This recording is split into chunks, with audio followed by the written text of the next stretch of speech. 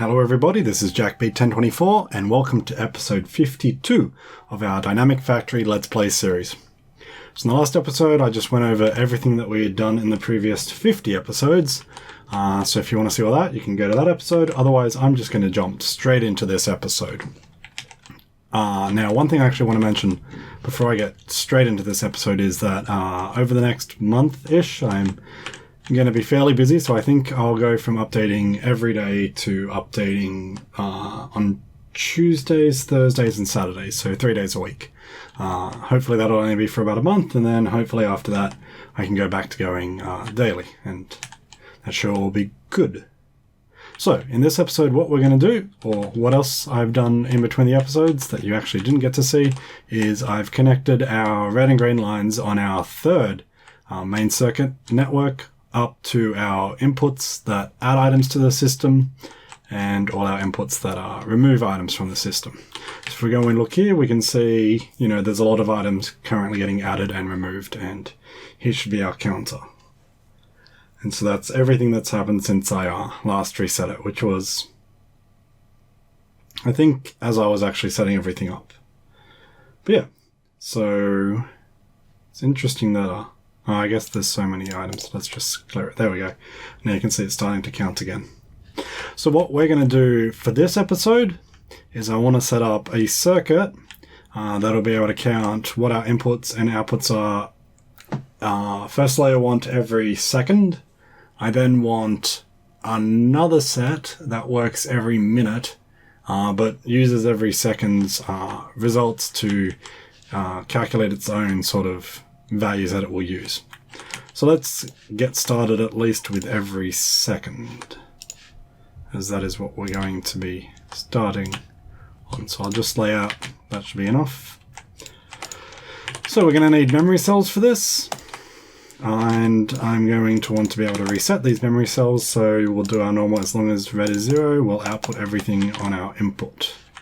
We're going to want to select which memory cell we actually write to. So we'll connect this on the green line, and this will be set that if, what signal will we use? We can use green. If green is 0, we output all our inputs. And that way we can have, let's see, put another row there. We can have a simple setup. We'll have that there. Have a constant combinator. Actually, we don't need one for the very first row, but yep. Which means we don't actually need a constant combinator now that I think about it, but I'll put it there anyway. So you can connect that way. We'll connect each output to the next input. Connect you to that, and these will get our green signal. They will add 1, and they will just output the green signal again. So that way we have our 0, 1, 2, 3, 4. Actually, I might make this have a green signal of 1. Do I want these to be positive or negative? I think I want these to actually be negative. So we'll make these -1. So we've got -1 into this, -2, -3, -4, -5. And that'll be for our rows.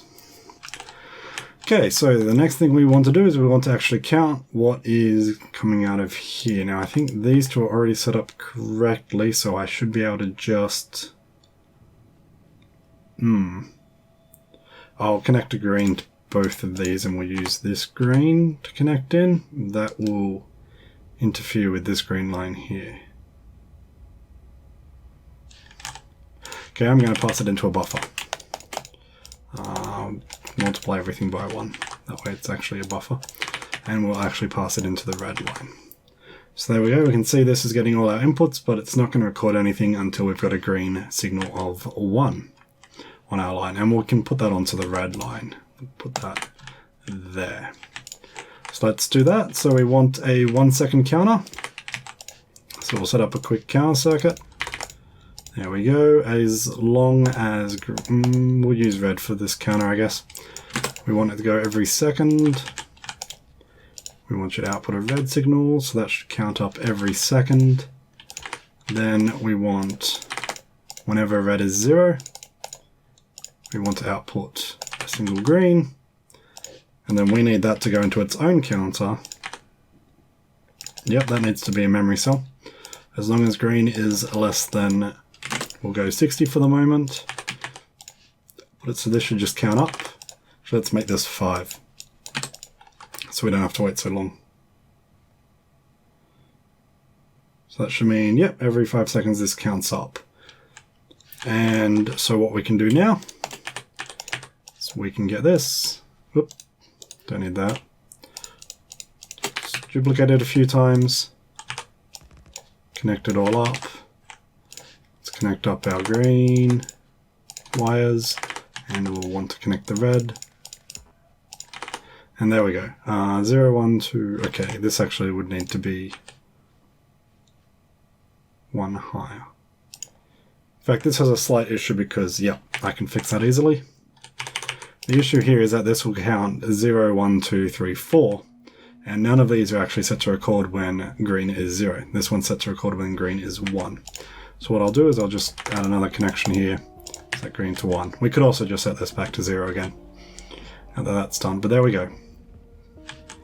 Now the next thing we're going to want to do, ooh, how do I tell these guys to reset? We're going to have to move, yep. So we're going to have to move this from being on the green line. We'll move this to the red line. Not connected that way. And that way I can use the green line here. We can connect that to a constant combinator here.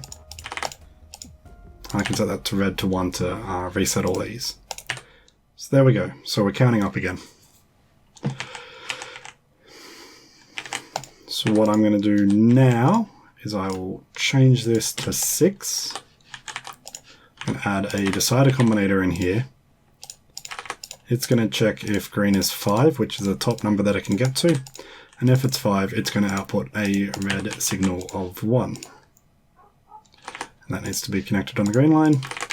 Cool. And that should mean that each of these basically gets reset once it gets to the end. It needs to be 1 higher, so that needs to be 6. There you go. So they're all reset. Let's actually set this to another number higher. So we'll set that to 7. We'll set this to 7. That way they'll all get set and we can actually have a look at them, and there we go, they're all reset again. Okay. So that's the start of what we need. What we need now is we need 60 rows of these, because these can hold enough info for 1 second on a 60 tick timer, and we want a minute's worth of data. So we have 5 rows at the moment. Just make it 6 rows. Wait, 1, 2, 3, 4, 5. I want another row, I think, on top of that. So just place these all in and misplace one of them. Okay, there we go. So that should mean, hopefully 1, 2, 3, 4, 5, 6. I'll calculate it up so it's the correct number. So we want all that. We don't want you. If there's 6 there, then each time I do this, there'll be another 5.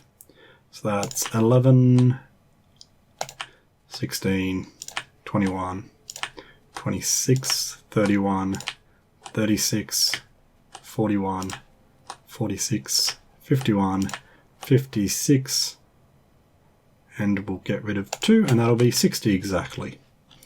Now let's actually check our map to see if we are not at all in a Roboport range. Just what I was hoping we were in. So I will, yep, get this and let us connect this area in.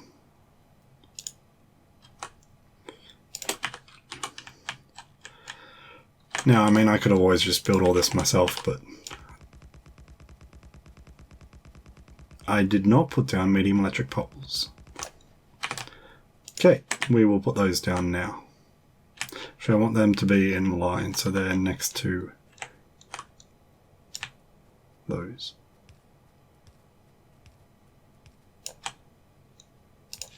That'll do. Okay, we put our decider combinators in, and that will get us a minute worth of data windowed every second. Now, the reason I want it, there we go, I thought I was going to run out of combinators, which is why I wanted the robots to do it. Now, the reason why I want it windowed every second is there's two things I want to get out of these, the statistics I can get from here. One thing I want to get is I want to get the total number of items in and out. And that's easy. We don't need to partition it every second. We just count up our totals over the whole minute, and that can get us our total for how much stuff we have going in and out.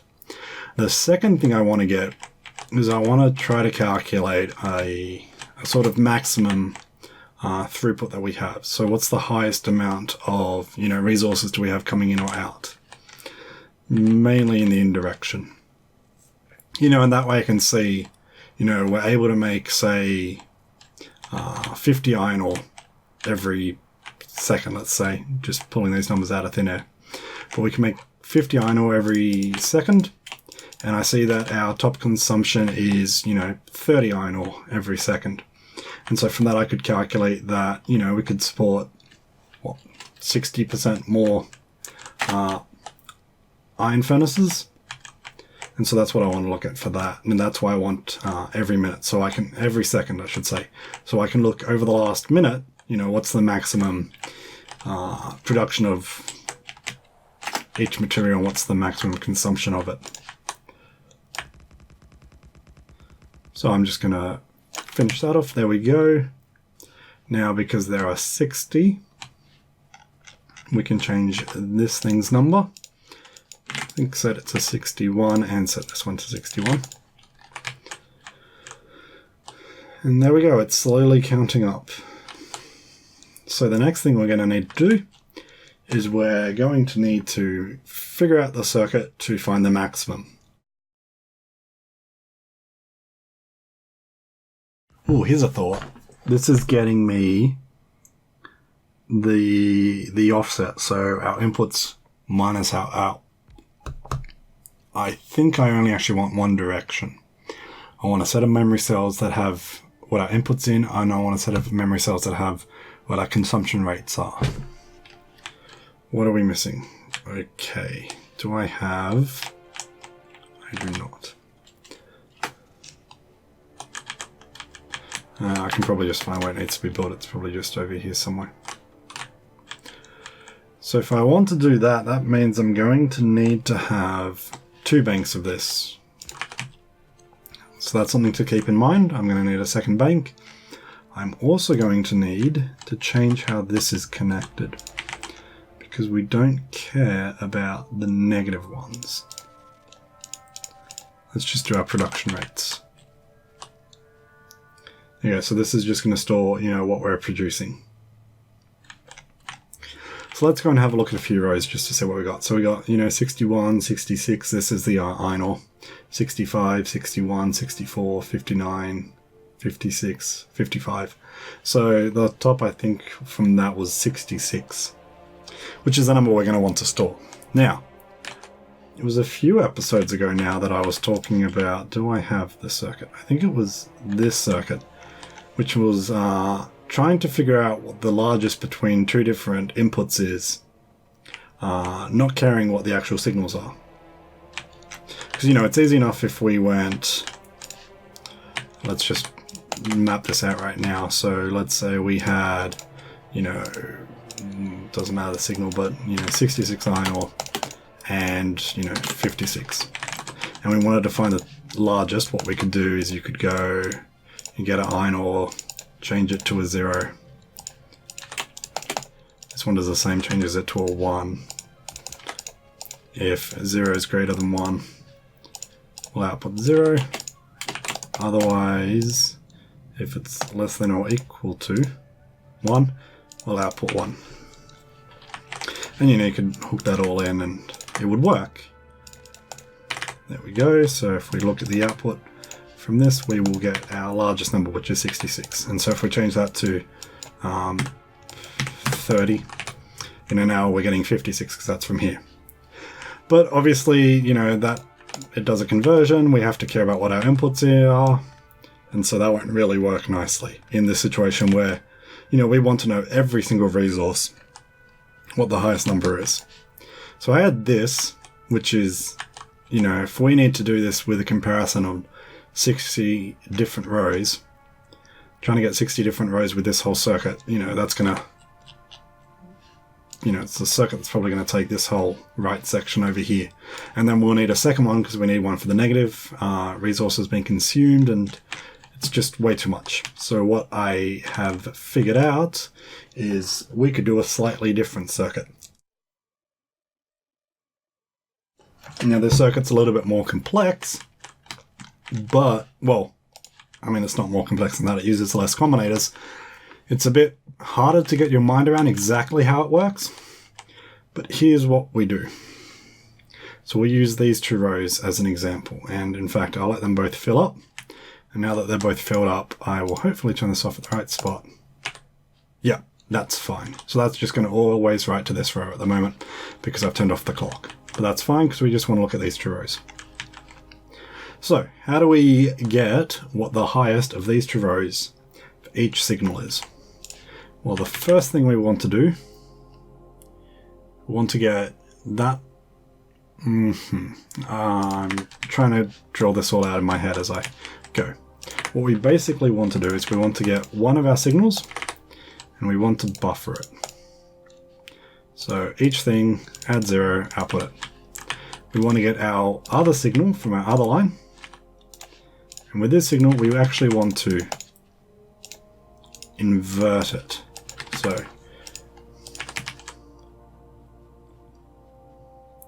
yep, so A minus B. Now,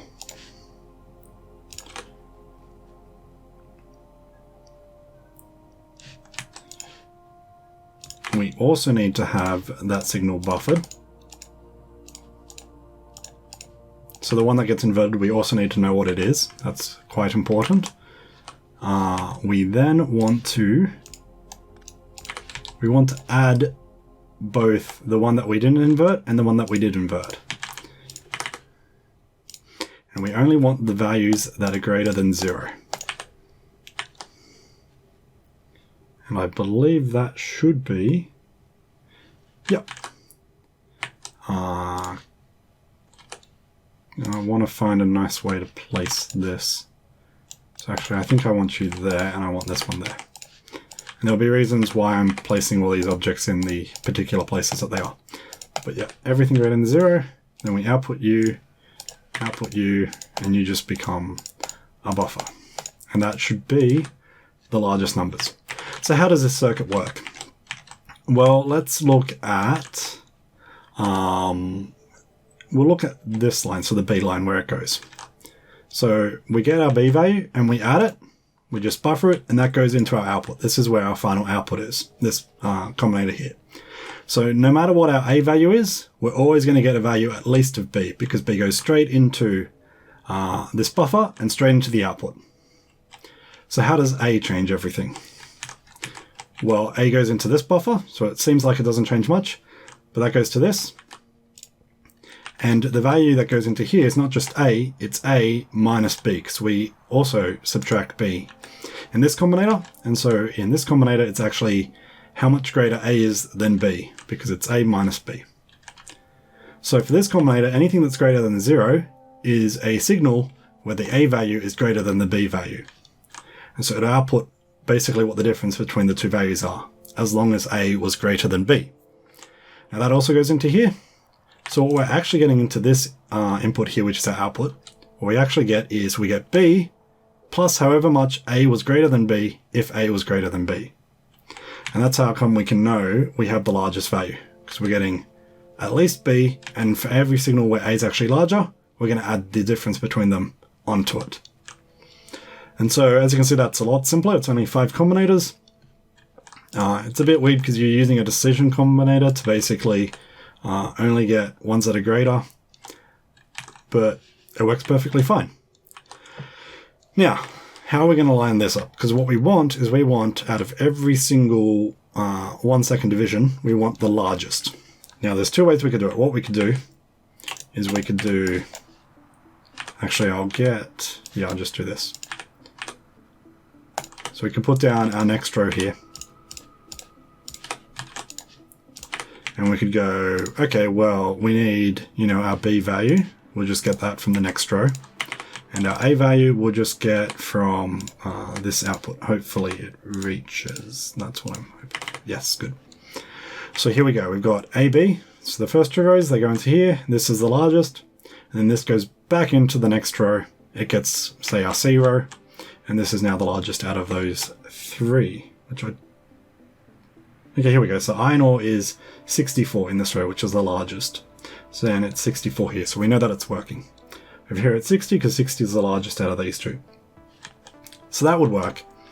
The issue with this setup though is let's look at how long it takes this combinator here to have the correct value, this one here. So we've got our values in the inputs. Let's imagine they both come out at the same time. So it's going to have to travel through this combinator here, so that's 1. Its output's going to go into here, so that's 2. And then 3. So we've got 3 ticks that way. Let's follow the B line. So that has to go at least in this. 1, 2, 3. Okay, so, and the B line also goes into here. Yep, straight in. So that's 1, 2. Okay, so it takes 3 ticks on the longest path, which is, this combinator, then the decider, then this combinator. Now that means that the input here into this one won't be valid for another 3 ticks after these inputs are set up. Now actually we could be fine with that, because if we think about it, each of these takes 60 ticks before they go to the next state.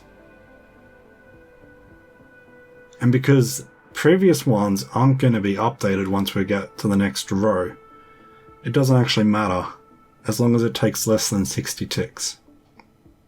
So actually this circuit will work.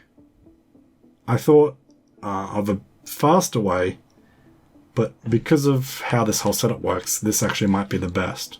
Because once it gets to the last row, we then just have to wait, it'll be from the final line, so that's 3 ticks, because it's 3 ticks regardless which line we look at. And then we will have our output. So actually, we will go with this setup. Now, if I select the right things, I don't want that, but I think everything else should be correct. Should link it back.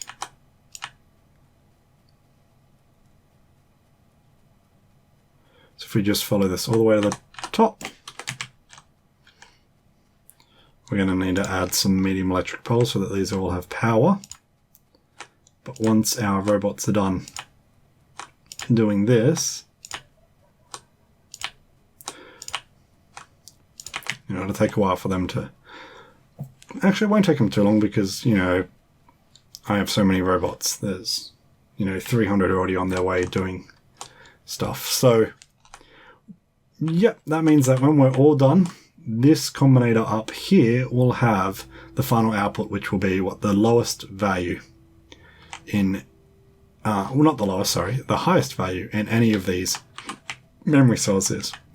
Which for our first one should really be this value because it's been here for so long. But let's turn our... Now I want to turn the clock back on, and I also want to change this. I'm going to set this to 75 now. And the reason for that is I want, once it gets to the top, I want a while so we can actually have a look at what the result is. And let's have a look. Here are all our construction bots on their way. Now where's that one that's going to be invalid? Here it is. I don't think you're valid either. So what I'm going to do is I'm going to just clear these by setting them to not equals then equals. That means each of these should hopefully be actually valid. Now we're pretty close to the top, so it kind of now all matters to whether or not the construction bots get to the top before we get a reset. If they don't get to the top before a reset, we're going to have to wait the minute till they're done. And I don't think they're going to do it.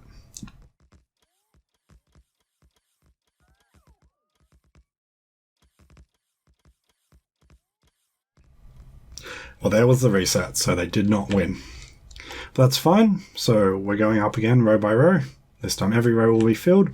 And here we can have a look.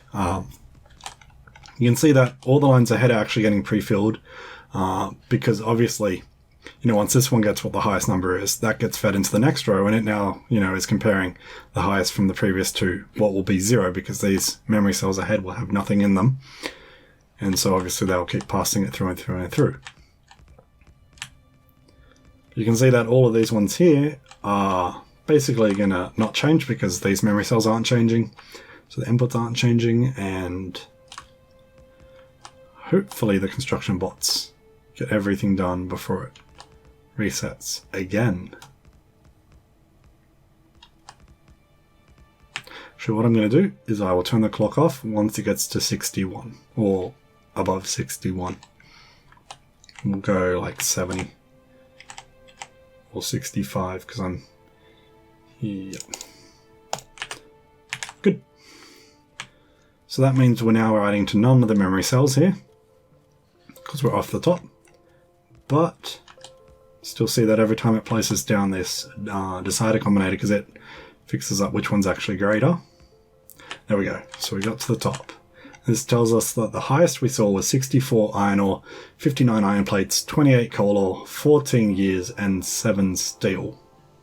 Which is interesting because I would have thought like we would have seen some other objects, but it doesn't look like anything apart from that is getting constructed at the moment, which is interesting. So how are we going for steel plates to make our piercing ammo? I want to check up on that. Where is it? Here we go. 26,000, and we need 24,000, so we should have a request sent out. Yes, I don't like that there's a T as 1 signal on that, but it does look like there is a request. Supply, I don't see a demand for it though. That's a bit odd. I think I'm going to go and I'll go to the station that's just down here that actually needs steel plates, and we'll fix it up so that it knows to actually go and collect them. And then we'll go back to our circuit.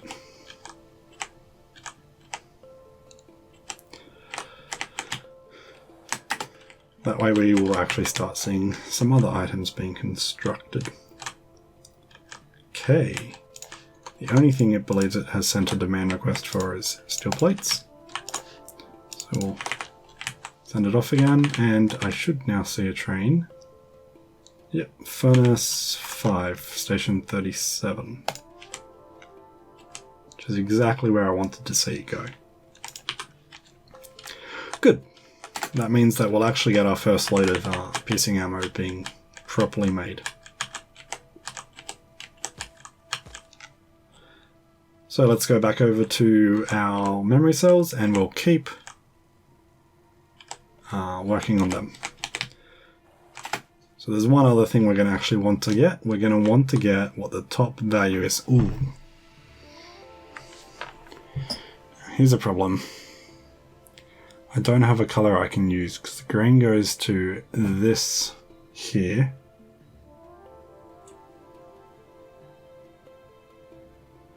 I want to be able to count all.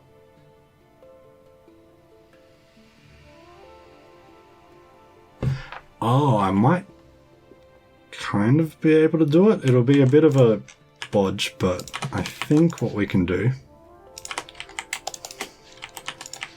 if we connect you to this one, yep, then this always has just the input from those decider combinators, and it does. So we can kind of get the output of here by getting the output of this one, which we haven't actually used the green line on. I'll just do a few so I can blueprint it, and that's quicker and doesn't actually require us to use up our wires. So now if we get our green wire from here, this should be the output of all of those inputs. So that's what our total in our minute. We produced that much stuff, and our maximum in any one second block was these values here. Okay, so that's going to be useful because with that we can look at that and we can look at our consumption. So to look at our consumption, what we're going to need to do is we're going to need to clone this.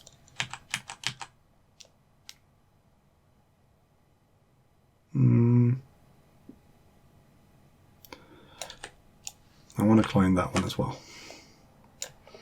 Don't need those. We don't need the counter circuit.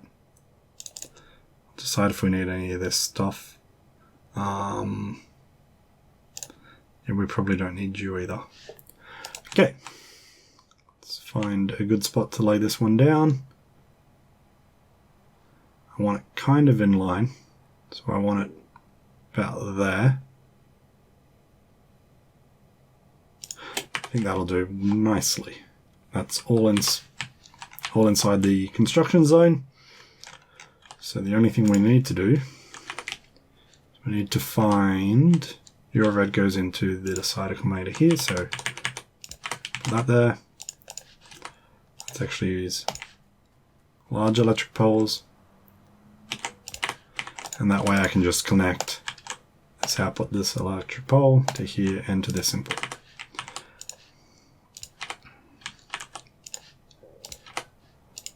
And that should be fine.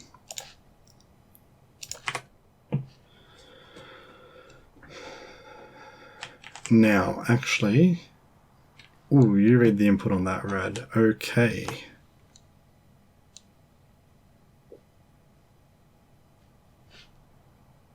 Because what I want to do, I want to have buffer and be reading this output, which actually will need to be inverted.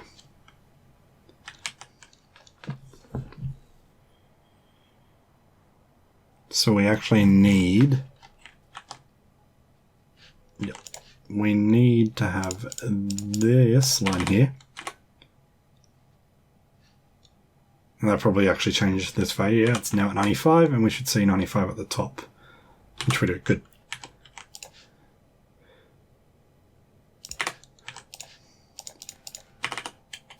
So if we get this to be a buffer, that can get us our green signal here. And I want this red signal here to go into another buffer.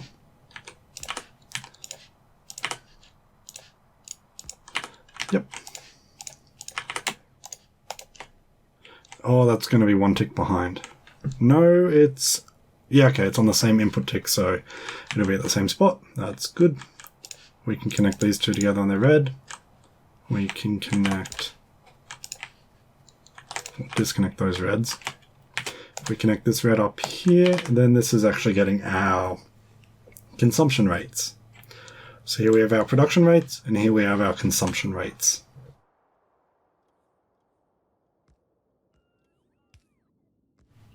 I didn't copy this medium electric pole here. So do that, and I'll connect the green to it. Now we just need to wait for our bots to finish constructing everything. We can then let it run through the whole thing again, and we can look at the difference between our peak production, peak consumption, total production, and total consumption. I think having those four values will be very useful in determining what things we have to, what furnaces and what production base we have to change, and what things we have to produce. Why they're all going to be quite useful. Now, there is one thing we currently don't have connected in, and that is our consumption of oils and production of... yeah. Just checking that they're not there yet. So the production, it's a bit interesting, but okay. So the production of our, heavy lights, petroleum, our consumption of our crude oil, that's not connected into our main network yet. we do have our production of our crude oil. I believe that goes into our system. Yeah, these two and this circuit here records that. So now we just gotta wait for all our bots to finish their work. And then I think once we've done this and we've gone through a 1 minute cycle, and we can compare what our peak outputs and our total outputs and inputs are, then we'll call this episode done and we'll wait for the next episode, where I'm still deciding exactly what I want to do. You know, I might want to move more towards blue science. I might want to move to doing some more circuit stuff. You know, so we can actually put this circuit into some use. I might just want to, you know, look at the circuit and see what the numbers are and decide, okay, well, you know, our peak production and our peak consumption kind of shows that this is what we can support. So what we might want to do, because these only store in 1 minute, what I want to do eventually is actually move these values into their own set of memory cells, which will last like an hour. Oh, we had one of these down here. You can see when they put in these ones because all of these are set from the previous, the lights light up, but yeah. So if we get, you know, our 1 hour trend of what our peak consumption is, peak production, total consumption, total production, you know, those four values over 1 hour with 1 minute segments is probably going to be fairly useful. So we might actually work on setting that circuit up, which is pretty similar to this one. It's not going to be nearly as complex because we don't need any of, you know, this sort of stuff here to find the maximum value. All we're looking for is what the actual values themselves are. Though actually, would we want the maximum value? We might.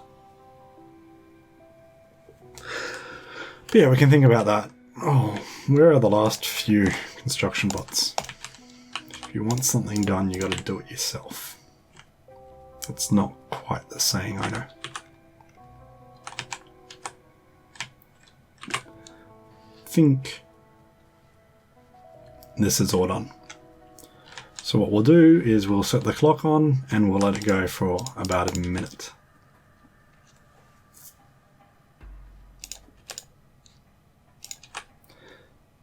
Helps if I actually keep it on instead of just temporarily turning it on. So we should see it's lots of lights, but you can see each row is getting written to.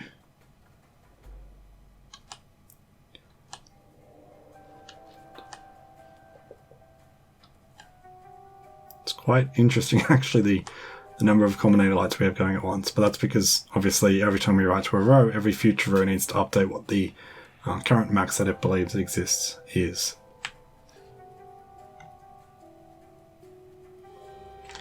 So once we again get to about 65, we will again turn off the clock.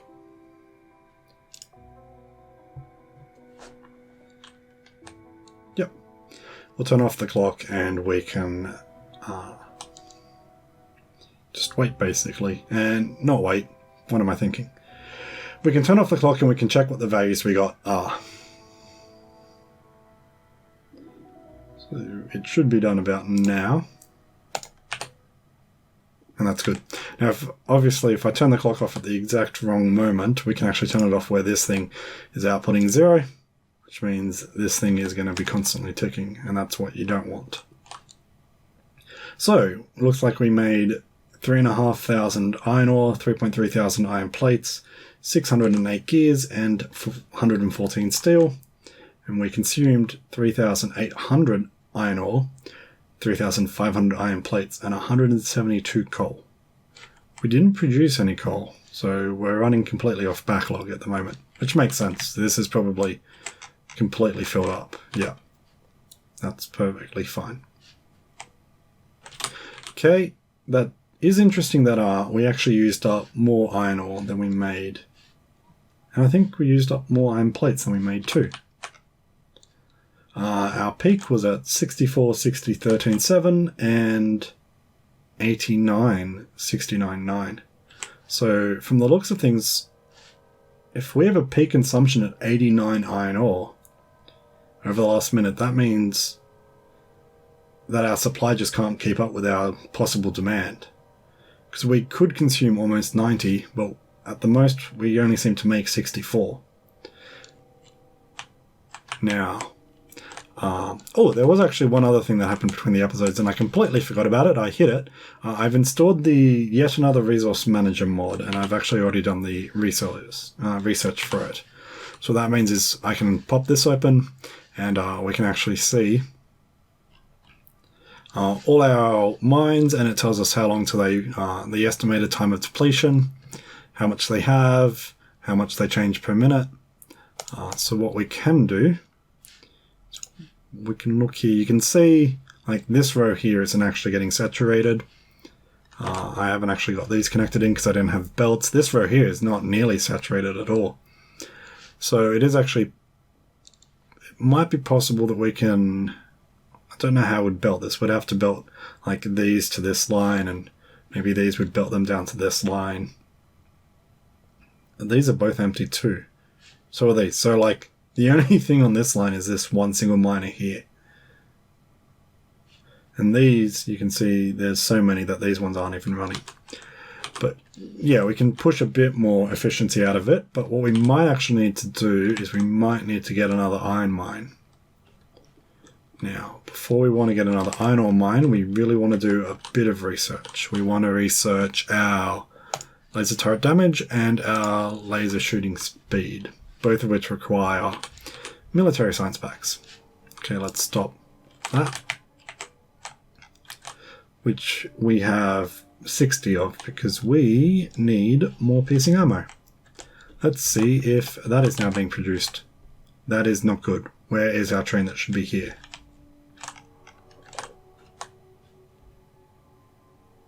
There's still 20,000 here.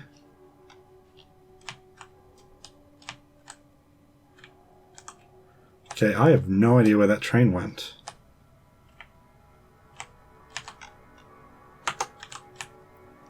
What we need to do is we need to find which one has middle chests with steel plates in them, because none of them should. Why are you here? This is not the right spot. Okay, I'm going to look into why, because this is 38. Okay, so we went to the next one. If it goes to the next one, we found the most common reason for that is either the light is not connected into the circuit network, or the light is not one tick behind, or it hasn't been told that it should go to the circuit number. It's been told that like just go to the next one. So let's check which of those conditions it is. And once we've checked that, we will call this episode done. Okay, so the light is connected, but the light is not set up correctly. See if I can just, does that work or no? There are a few ways I can do this without actually having to move around. I just get a blueprint for it. I believe that should, yes. Okay, so that's what our issue was. So I'll fix that up between the episodes. I'll also fix up this. I believe it's got a bunch of stuff just in the wrong spots. And otherwise, this is Jack B1024 signing off. See you tomorrow, and have a good day.